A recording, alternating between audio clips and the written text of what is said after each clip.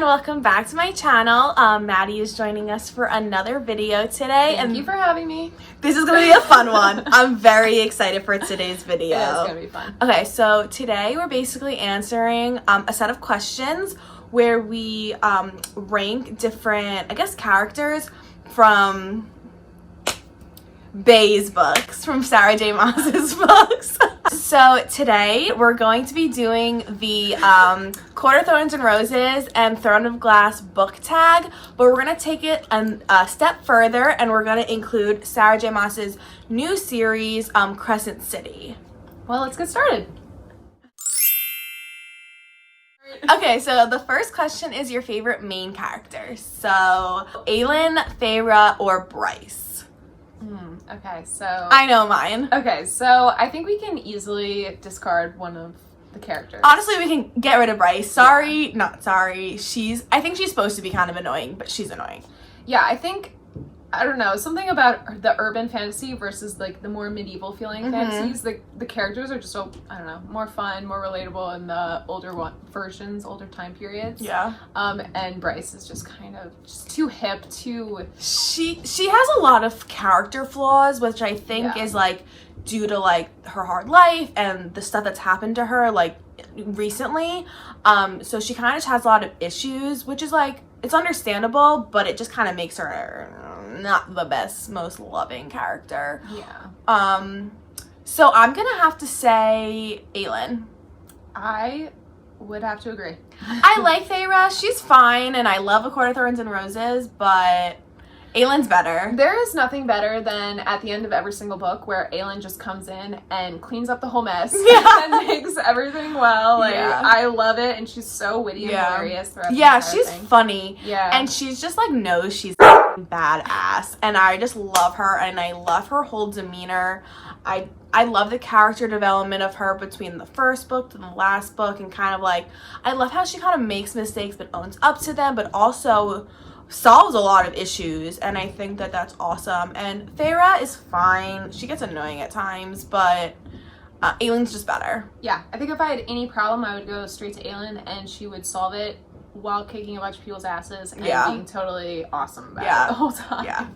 Okay, so our second question is your favorite love interest. So that's between Rowan, Rhysand, and Hunt.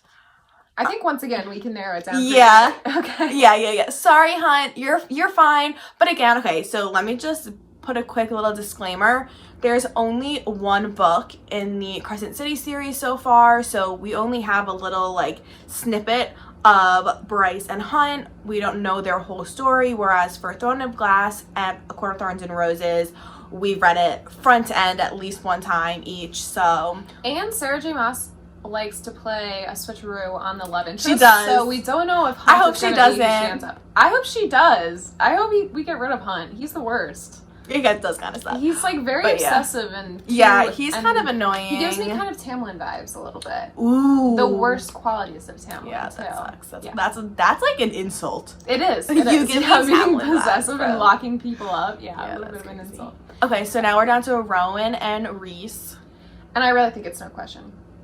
I think it's a question. Okay, so Rowan obviously is a heartthrob, but Rhysand, you can't get any better than the misdirection of thinking he's a bad guy and then realizing he's, like, everything you've ever wanted in a man. So I agree Rhys wins, but Rowan is right there. Yeah. And it's not because there's anything wrong with Rowan. He's amazing. He's great. Like, 10 out of 10. Like, yes, please. But Rhys is 11 out of 10. Yeah. And he's really there for her when she's going through a very traumatic experience. And, I mean, you love to see the softer side of guys, too. And I think that Sarah J. Maas does a great job with his character of kind of, like, being kind of this badass, but also being this, like, soft, like, loving guy. And, like, I just love his character. Like, I just think he's, like, he's just so, like, I honestly can't even explain it. Like, sometimes. And plus, he's hot. Yeah. We're not even talking about that. Yeah, like, he's hot. He's got purple eyes, guys. Purple. Yeah, so I don't know. Yeah, he definitely wins, but Rowan Bay, I'm sorry, you're still right there. You're right. He is a close number 2, and Hunt is a very far distant third. Our third question is better first book. So we have Throne of Glass, A Court of Thorns and Roses, and House of Earth and Blood. Again, sorry, House of Earth and Blood. Like, you're just not there yet. You're still like a toddler. Like, you're still in like baby. Plus, you're so much longer. Yeah, it was a little bit unnecessarily long, for sure. But this one's kind of hard because neither of the first book in either of these series isn't my favorite book of the series. I will say that when I read A Court of Thorns and Roses, oh my god, I forgot the name. When I read A Court of Thorns and Roses for the first time, there were parts where I was like, this is so cheesy. Oh my gosh, like the riddle at the end. Oh yeah. Don't get me started. I read that and I was like, this has to be a trick because it's clearly love. Like like this is the most basic answer ever. But then when I was reading Throne of Glass, I was like very invested and I was like, oh, this is way better. And I remember afterwards thinking that was a better experience than A Court of Thorns and Roses. Although I did like the A Court of Thorns and Roses series overall better than Throne of Glass. Yeah. I just thought the first one, that's going to be my pick, Throne of Glass, was better than A Court of Thorns and Roses. That's fair. I think I might have to go with A Court of Thorns and Roses on this, but because of the fact Throne of Glass really does change, so the first book, while it is necessary, it really takes a left turn there in the series, and it really becomes a different book, and I love the third and on books so much better than the first two books, even though they are vital. Yeah. So for that reason, it really does feel like all the time she spent with Cole was just such a waste of time. And like reading it. Is that how you pronounce it? I thought it was Kale. Oh god, it was not Kale. It's from California. No, I don't know. I think it's Cole. It just like you're reading it, like I don't know. Yeah. I skip over the Cole parts because I'm like, this is pointless. Yeah, and A Court of Thorns and Roses just had so much more like. It was so much more vital to the series as a whole, and like when we meet Tamlin and when we meet Feyre and when we meet especially Rhys, and he's like just everything as we've explained. It's just like really that. That's why I'm gonna choose A Court of Thorns and Roses. Well, I'm gonna stick with Throne of Glass, but they're both so good. They're both so good, and honestly, read both. So for our next question, we are asking, what is our favorite strong female supporting character? So right now we have Manon versus Nesta and Lahaba. So, Kelsey, what do you think? I gotta pick Manon. Honestly, I love Lahaba in House of Earth and Blood. I think she's one of my favorite characters in that story. I think she adds like some comedy. She adds some I don't know, she adds something to that story that without her I think would really be missing. But Manon is just like, she kills me. She is so badass and she has such a good character development. Like I love her story from when we're introduced to her to the end. I just love her. Honestly, same. She is so much fun to read and you don't really know what she's gonna do or say. She's totally unpredictable, and she's just like a blast to every scene with her. Whether she's eating blood or drinking blood or whatever, or and I love when she's like princeling, and you're like, yeah, you tell him, like, don't be intimidated that he's like the freaking king, like. And also Nesta. Oh yeah, because I don't understand why she would write such a whiny, complaining character and then plan future books around so her. I'm actually very curious to see where Sarah J. Maas takes this new like trilogy she's building off of Court of Thorns and Roses world that focuses on Nesta and Cassian. I love Cassian and I'm really intrigued to see kind of what she does there and if Nessa kind of becomes more likable because of Cassian, like if he kind of brings out that side of her. She's definitely a divisive character because some people really do enjoy reading about her and like her a lot. I just thought she was too complainy and very ungrateful. Yes, exactly. You're given immortality, beauty, all these like special things that people would kill for, and you're whining because you're not able to go back to like your poverty-stricken life. It doesn't make sense. And I gotta get like that she was like turned against her will and whatnot, but at the same time, her sisters are there. She's now living in the Night Court. Yeah, she's become royalty. It's not like she had to leave her family. Their dad was not around when they were like kidnapped and taken, and now she's gonna be with her sisters. They're gonna have basically everything they ever wanted. And again, I get that this was kind of against her will and not exactly what she had planned. Yeah. But she didn't lose anything. Right. Really. Everyone's trying to make the best out of it, and she refuses. Mm-hmm. And it's like, after a while, it's like... Yeah, I agree. So the next question is, who has a better squad? And this one we're going to leave out House of Earth and Blood because they didn't really get there in the story yet. But we're going to look at Aileen's court and Feyre's like inner circle, I think they call it. This is easy for me, honestly. All right, go for it. I have to say the Court of Dreams. Everything about them is just yes, yes, yes. Like, first of all, Rhys, Cassian, Azriel. I've said it before, I'll say it again.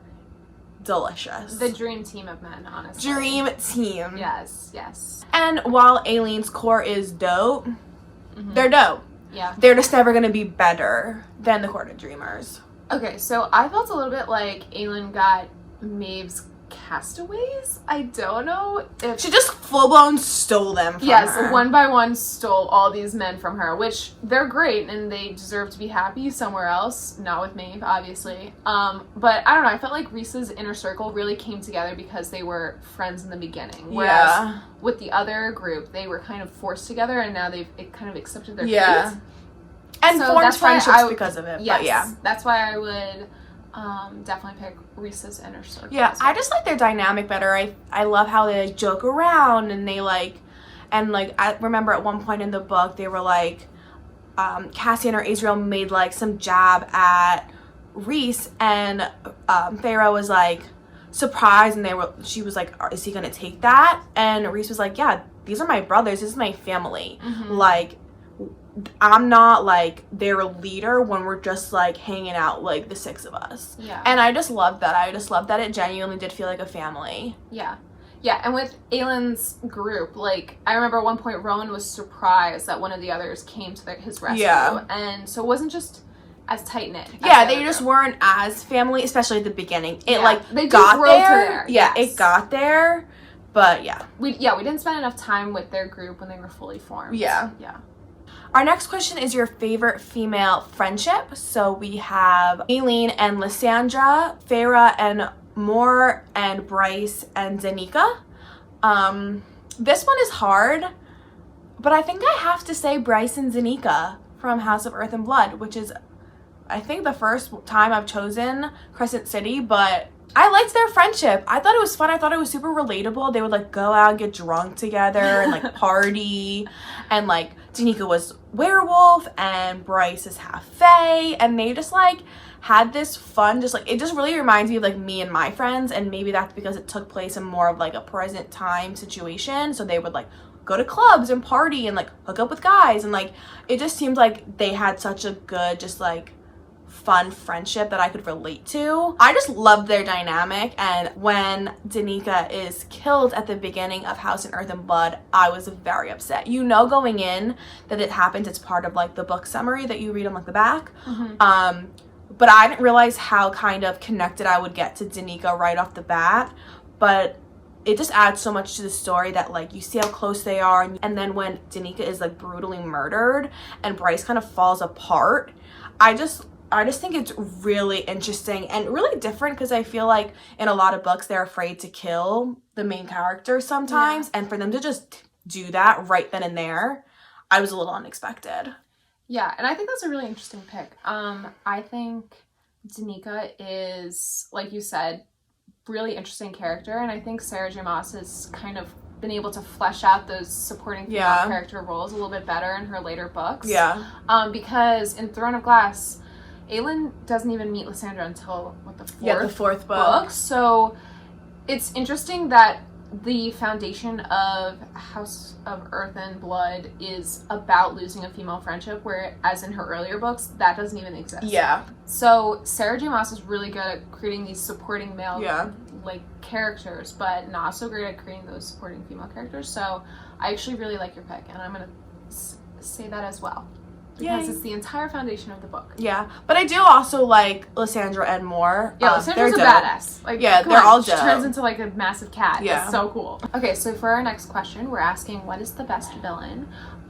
So the choices are the King of Adeline, Amarantha, or Micah. So we are both in agreement about this, and we both decide that Amarantha is the best villain.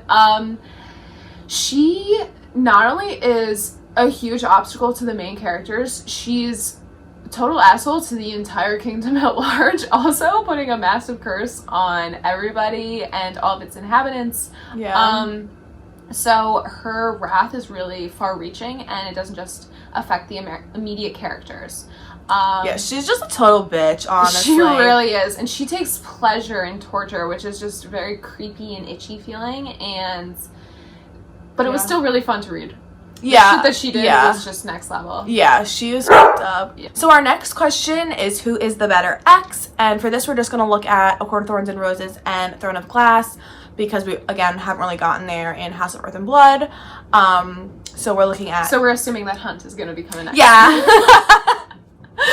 So we're looking at Tamlin and Cole. So I'm going to pick Tamlin because he's a better definition of an ex. With Cole, it kind of just faded away. So they still loved each other, they just weren't in love with each other. With Tamlin, he f***ed up. And that's a more fun version of an ex-boyfriend, I would say. A little bit more, I don't know, interesting. Yeah, I'd agree. It's just more interesting. Cole he's kind of annoying at times, especially when she comes back and he's all like butthurt. But yeah, I would agree. Tamlin definitely. You gotta pick Tamlin, honestly. Yeah. He's just like he's the better. He's objectively the better ex. Yeah, I would agree. The last question is, which is the better novella? So again, we're gonna leave out House of Earth and Blood because there is no novella.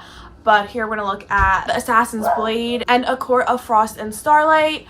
So I have read both of these novellas, and honestly, it's an easy one for me. It's gotta be The Assassin's Blade. The Assassin's Blade is a compilation of all the prequels of Throne of Glass. So I believe there's 5 different short stories that basically describes Aelin's journey before she kind of acknowledges that she is Aelin when she's still pretending to be Selena. So that's all we have for today's video. I hope you like it. It was kind of a little bit more of like a fun one, but I personally would recommend all of these series. I think that I just love Sarah J. Maas's writing. I think it's just like the kind of perfect fun, steamy fantasy books that like just kind of give you that thing that maybe you didn't realize you were looking for, but I love them. Definitely.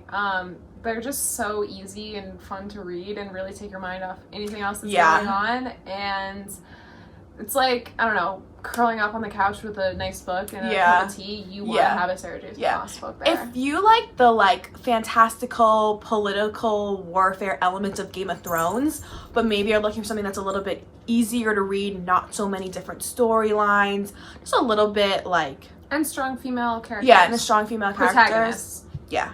Then you will like these books. Definitely. But yeah, so that's all we have for the video today. I hope you guys like it. If you did, please press that like button down below. It really supports my channel. Please subscribe if you aren't already.